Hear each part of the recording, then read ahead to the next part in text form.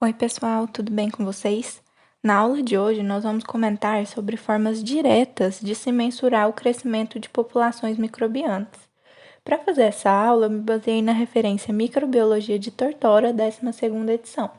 Então, bora começar nossa aula? Mas antes, já se inscreve aqui no canal e deixa seu like aqui no vídeo. Bom, como eu disse, na nossa aula de hoje, nós vamos ver alguns métodos diretos para mensurar o crescimento microbiano. Alguns métodos eles vão ter como finalidade medir o número de células, enquanto outros vão medir a massa total da população. A unidade utilizada normalmente, para medir essas populações é número de células por ml, quando o meio for líquido, ou número de células por grama, quando o meio for sólido. Na aula de hoje, os métodos de contagem direta que nós vamos abordar são método de contagem em placas, filtração, método do número mais provável e a contagem microscópica direta. Acho que muitos de vocês até já ouviram falar sobre pelo menos algum deles, mas vamos tentar entender com um pouco mais de detalhes sobre eles? Então vamos lá, vamos começar com o método de contagem em placas. Esse método ele é o mais frequentemente utilizado. Por quê? Porque ele consegue medir o número de células viáveis. Porém, para isso, é necessário pelo menos 24 horas ou mais para que as colônias visíveis sejam formadas. Então, dependendo para algumas aplicações aí, ele não é o mais recomendado. Mas, Mai, qual que é o princípio desse método? Bom, ele considera que cada bactéria viva ela cresce, se divide e produz uma única colônia.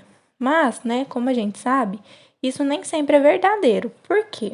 Porque as bactérias elas podem crescer ou unidas ou em agregados, E esse método de contagem, ele é reportado então, como em unidades formadoras de placas ou UFC. Outra questão importante, sobre esse método é que ele é recomendado apenas quando na placa houver um número entre 25 a 250 colônias.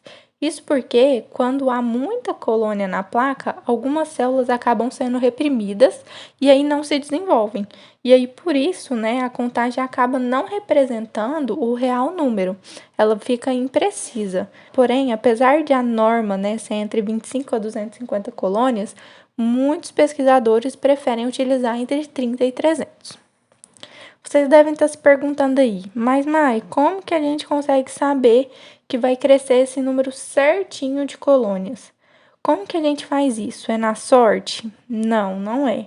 Geralmente, para que se consiga fazer com que na placa cresça esse número certinho, é preciso a gente diluir, de forma seriada, o inóculo inicial. Como que funciona essa diluição seriada? Bom, sabendo mais ou menos, a quantidade de bactérias que possa estar presente aí em um inóculo inicial, a gente consegue realizá-la. Eu vou dar um exemplo aqui para vocês, para a gente tentar entender. Então, vamos supor que eu preparei um inóculo inicial que continha 10.000 bactérias por ml. Isso, não tem como crescer de 25 a 200 colônias se a gente semear na placa. Se eu semear isso aí na placa, vai crescer em torno de 10.000 colônias. Então, portanto, a gente tem que diluir. Se eu pegar, então, 1 ml desse inóculo inicial e acrescentar 9 ml de água estéril, eu vou estar diluindo minha amostra 10 vezes. Portanto, se eu semear isso em placa, vai crescer em torno de 1.000 bactérias, o que é muito ainda. Então, eu vou ter que diluir mais. Para isso, então, se eu pegar 1 ml desse inóculo contendo 1.000 bactérias e acrescentar mais 9 ml de água estéril, eu estou diluindo mais 10 vezes. Portanto, nesse novo inóculo produzido, se ele for semeado em placa, vai conter agora somente 100 bactérias, o que já é um número bom para a contagem ser realizada. Vocês conseguiram entender como funciona essa diluição seriada? Eu espero que sim, mas caso você ainda ficou com alguma dúvida, deixe aqui no comentário, tá bom?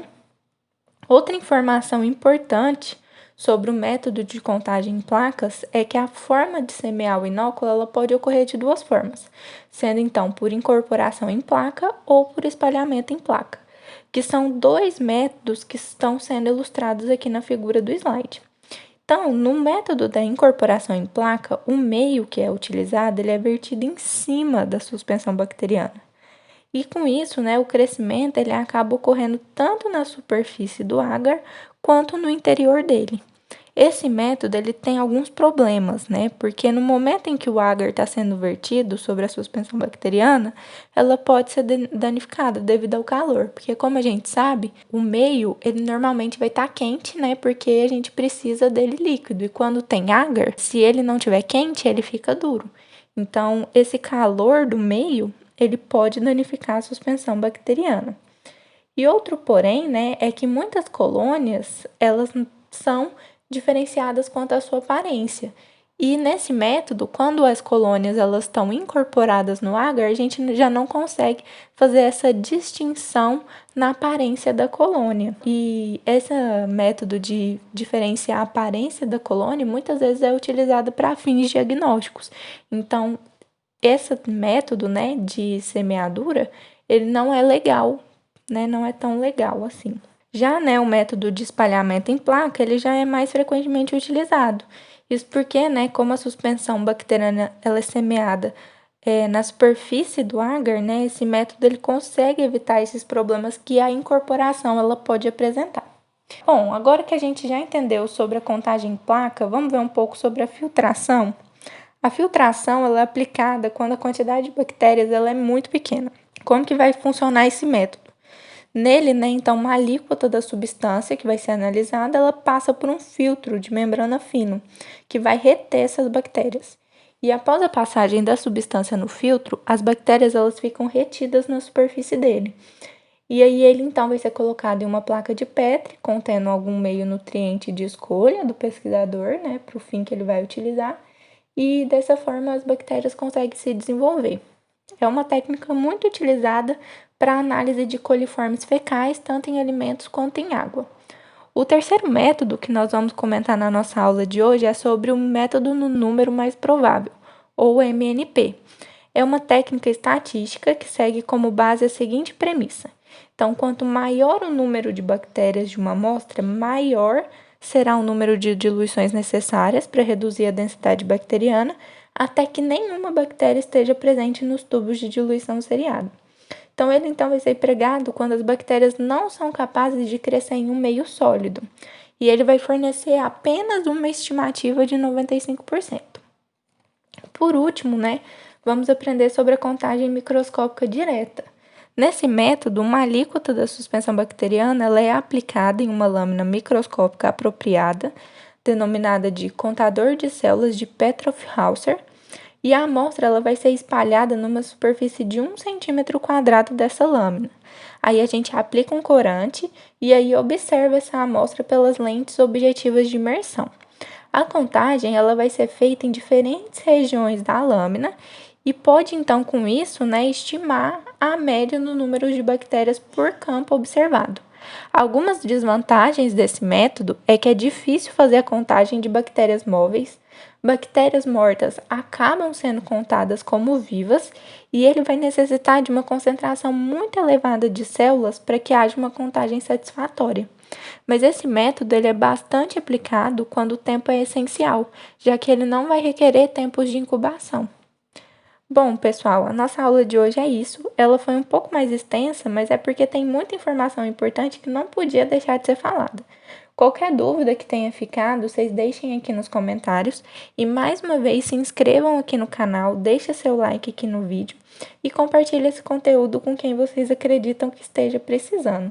Muito obrigada e até a próxima!